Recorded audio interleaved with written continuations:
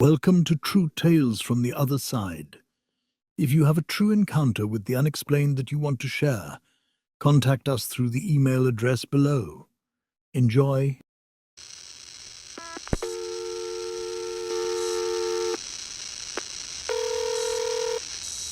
Alright, so, I know this sounds insane, and I don't really care if you believe me or not, but I swear, this actually happened. It was, maybe 10 years ago now. I was up in the Cascades with my buddy Carl. We'd planned this weekend of, fishing and camping, just a break from, the usual grind. Late spring, so decent weather. Not too cold, but still pretty chilly at night. We hiked out to this little spot by the lake, way off the main trail, thinking we'd have it to ourselves. I mean, that's, half the fun of camping, right? Anyway, first night there, we're sitting around the campfire, just talking, making some of those, canned chilies over the fire, and it's quiet. I mean, really quiet. Weirdly quiet. Normally, you hear frogs or crickets or whatever, but it was just dead silent, like the woods were holding their breath or something. We kind of laughed it off, figuring we were just spooking ourselves. Eventually, we call it a night and head to our tents. So, around maybe, 3 or 4 in the morning, I wake up because something's moving around outside. And at first, I thought maybe it was just a deer or, something normal. But then I start hearing these heavy footsteps, big asterisk footsteps. I'm telling myself, it's probably just a bear, but even that doesn't make sense, because I've been around bears before, and this didn't sound like a bear. It was different, more deliberate. Carl's tent is a little ways off, so I whisper, "Hey, Carl, you hear that?" But he doesn't answer, so I figure he's still asleep or maybe just ignoring me. Then, out of nowhere, this asterisk hits me. Imagine the worst mix of, wet dog, garbage, and, I don't know, maybe some kind of rotting fish. It's thick, nasty, makes me want to gag. I've never smelled anything like it. So now I'm lying there, wide awake, listening when I hear this low, kind of rumbling noise, almost like a growl, but not quite. Alright, that's it. I'm not going outside to check. I'm just staying put. Then, just as I'm convincing myself to ride it out till morning, there's this shadow. I can see it on my tent wall, cast from the moonlight. And this thing is huge, way taller than any bear or person. I can see it moving, just standing there, and every instinct in me is telling me, don't move. Don't even breathe. I'm lying there, heart going a million miles a minute, when I hear this strange kinda huffing sound. And then the shadow just disappears. Footsteps get fainter and fainter until I can't hear them anymore. I must have laid there another hour, barely moving, until I finally fell back asleep from pure exhaustion. The next morning, I'm like, alright, that was weird, but I wasn't totally sure what I'd seen. But then I get out of my tent and find these footprints. Not bear prints, not human. Not human. Not prints? Not human. These were massive, maybe twice the size of my foot and deep in the dirt. Like whatever it was had some serious weight.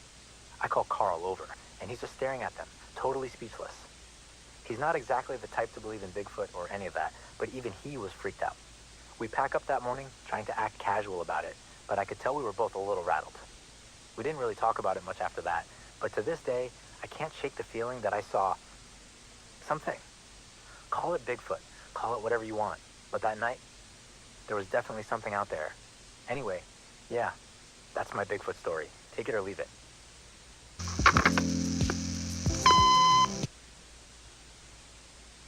Okay, so this happened a couple of years back. I was out in Tracy City, up on my uncle's land. He's got a cabin way out there, Not a ton of neighbors, just trees and mountains for miles. Anyway, I'd gone up there to spend a quiet weekend, just me, maybe catch a few fish, get away from everything. Tracy City's quiet, real peaceful, but the woods around there, I don't know, they've always felt a little eerie, especially at night. So, the first night, I'm sitting by the fire pit outside, just listening to the sounds, enjoying the quiet. The sky was clear, and the stars were bright. One of those perfect nights, Then, out of nowhere, this weird low rumble starts up, it almost sounds like a deep howl, but it's all wrong. Not like any animal I know around here. I mean, it's Tennessee, so you get coyotes, maybe even a bear or two now and then, but this was different asterisk. It had a weird rhythm, like it wasn't quite sure what sound it was making.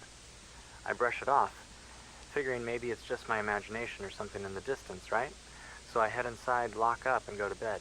But then, around midnight, I wake up because there's this pounding sound. Not close, but not too far off either. just this rhythmic thumping, like heavy footsteps coming through the woods. I sit up, trying to listen, but the sound just stops. Stops. The weirdest part is how quiet it was after that. No bugs, no wind, just dead silence. So now I'm a little freaked, but I tell myself it's probably nothing. I roll over, try to fall back asleep. But then, around maybe 3 a.m., I hear it again, and this time it's closer. Heavy, dragging footsteps, then this deep, raspy breathing. And that smell, it hits me out of nowhere.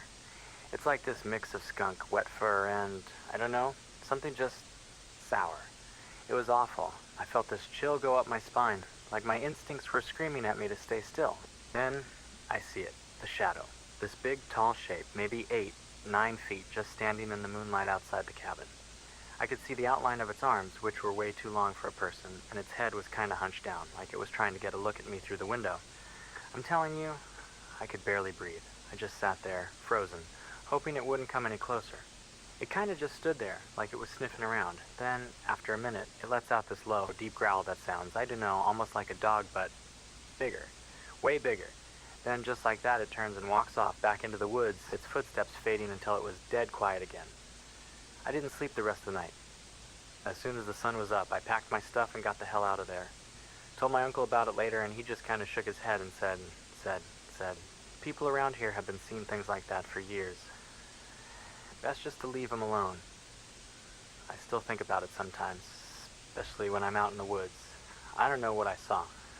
Bigfoot maybe, or something else, but whatever it was, I don't want to run into it again. Not ever.